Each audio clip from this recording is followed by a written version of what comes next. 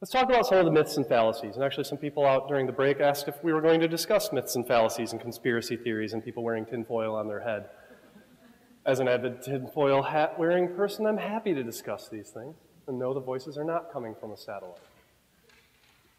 I'm going to walk through the following myths and fallacies. The fallacy of compliance, the fallacy of smugness, the fallacy of the system, the fallacy of complexity and size, fallacy of quantification, and the fallacy of collection. I've titled these. You can call them something else as we go forward. Based on the work that I've done, I see a lot of these within institutions and across institutions. Fear or misconceptions, or in some instances, just very convenient arguments of avoidance. We get particularly good at that, to keep from doing assessment in a meaningful way.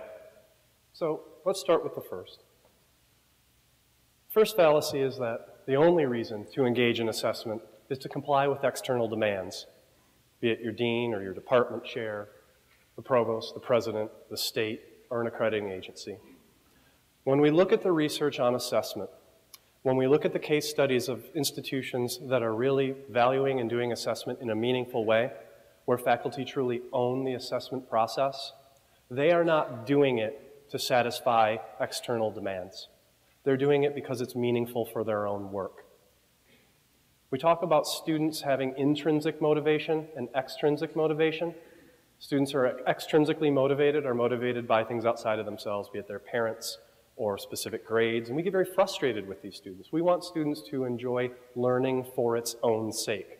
Those of us who get funny letters after our names, we're nerds about a specific topic because we were intrinsically motivated to want to study that specific topic in greater detail. The same thing has to occur when it comes to a department or a group of faculty members or a program thinking about assessment. Stop thinking about how you need to do assessment to satisfy an external person or office or agency, and think about how you can do assessment in a meaningful way for your own work.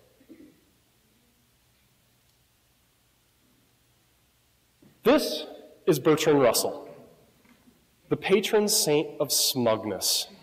He is the asymptote to which all other smug faculty in the history of humankind are trying to move. There is no other.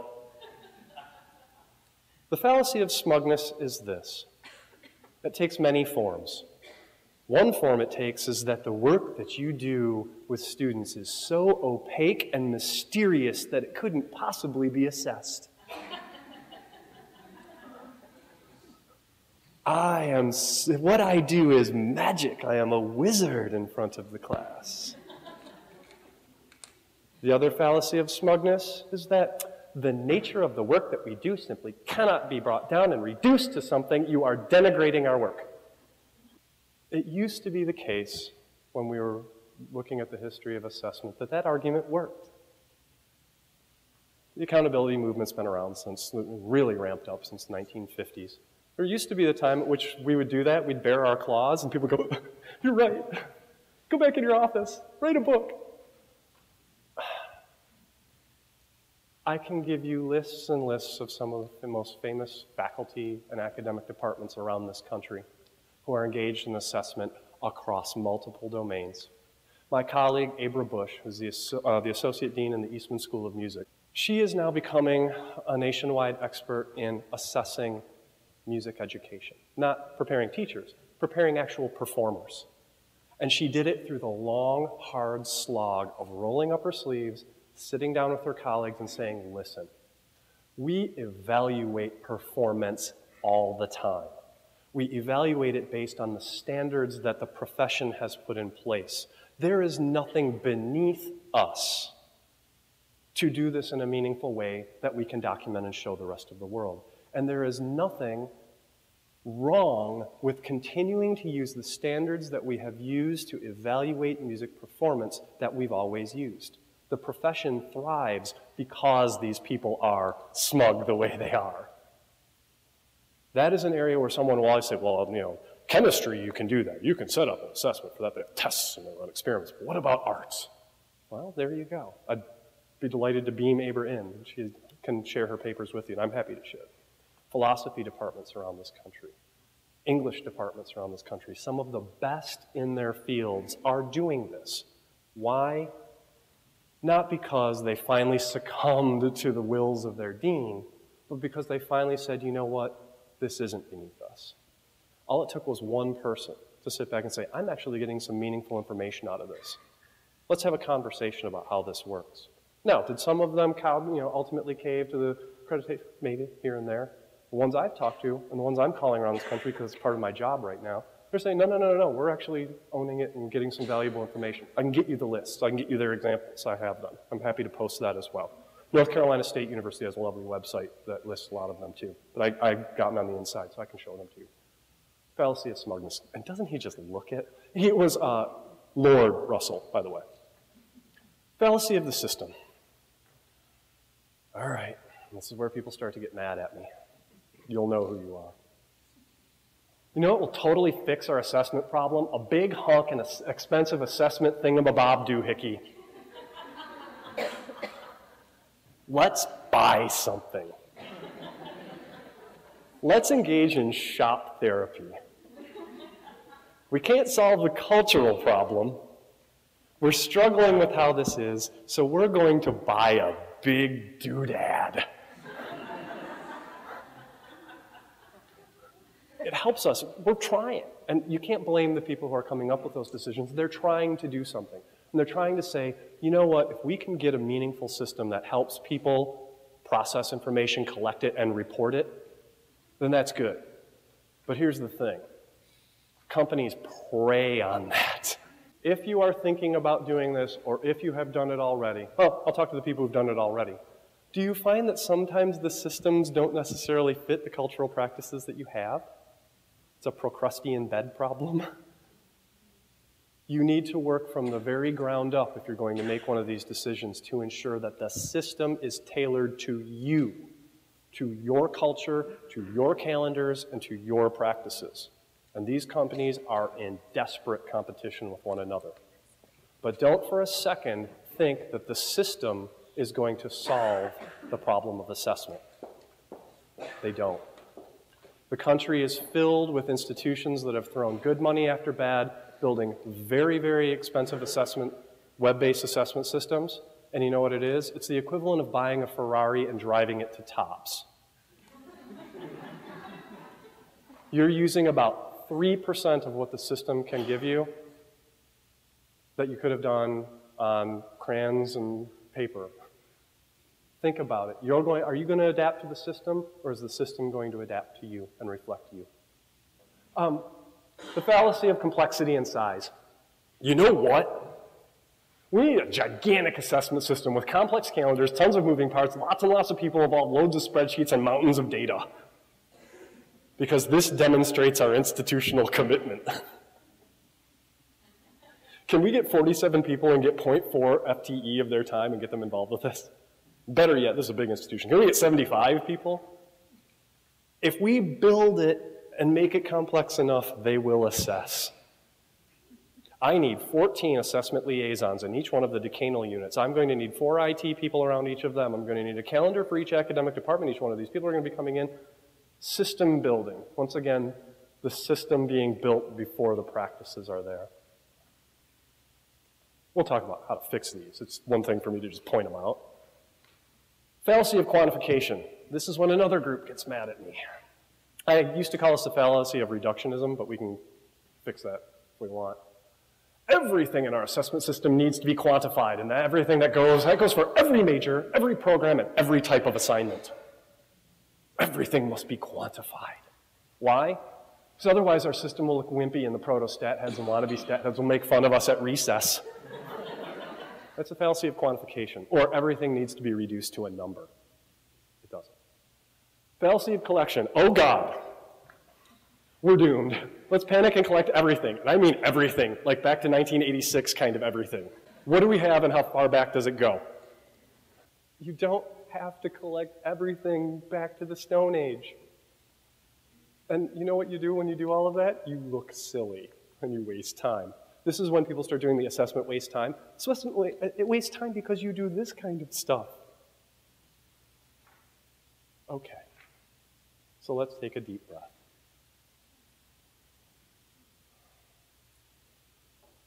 How to get past the fallacy of compliance. You need to own the process of assessment, or nowadays, someone's going to own it for you. And then it really will be unpleasant.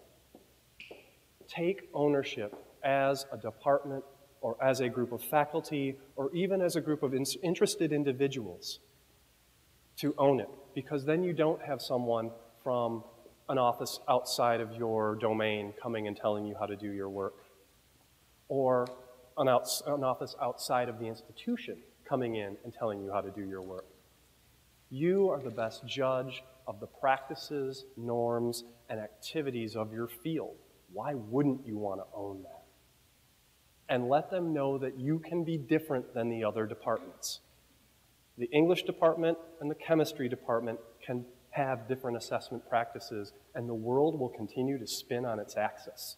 It really will. And there's somebody in here going, no, it won't. Yes, it will. Fallacy of smugness? Get over yourself. Seriously. The days of being able to fight this and that argument that it's somehow beneath, we have too much evidence that flowing in the other direction. I mean, it's not Lake Wobegon for the people who are doing it, but people are doing it. So being able to say that somehow cheapens you, you know what, pick your field. Let's find the department that's the top one out there and let's go talk to the people who are doing it there. And they'll talk about it in a meaningful way. Resistance is futile. The fallacy of the system. Only build or buy systems that reflect your institutional practices and culture. And when you're buying one, ensure that they have a thorough understanding of it. You need to communicate that to them. Because what will happen is something will get built, and it will be in place, and these companies, like so many in this world, and it's not to denigrate them, they're all building fabulous products. They're on the build side. The support side is always very difficult. And once it's owned and operating, it's hard to get those tweaks. And you can really spin your wheels a lot when you finally get the bubble machine struck up and you're finding that the system isn't generating the reports the way you all need them. Or the data entry process is suboptimal in 15 different directions. You know, we see this with things like Blackboard. We're constantly getting tweaks from them. That's a sort of big system that, once again, we use a small percentage of. We use more of it than we used to. But you've seen how the stuff you have to go through to get changes to that. You don't want that same process happening with assessment, which is already something of a poison pill and something that's difficult enough. You want it to be easier. Fallacy of complexity and size. The research, again, based on places that are doing a really good job with this and are really owning it or being held out as best practices, they started really small. It didn't start with determining 47 different assignments in all of my courses. It started with one. One that I thought was particularly interesting. One question. It's the same sort of principles we use when we're doing research. We're not trying to solve the fundamental nature of reality all at once. We're looking at bits and pieces, and we're trying to build on past success. Why would assessment work any differently than that? Whether it's in your course or whether it's across a program. Starting small, asking good research questions, and building on success is the best way to ensure sustainability, the best way to ensure ownership. To try and solve everything at once is the equivalent of trying to drink water out of a fire hose. It really is. It all comes at you, it feels overwhelming, and then all of a sudden it's perfectly human and reasonable and understandable to just say, no mas. I'm going to avoid it. Start small.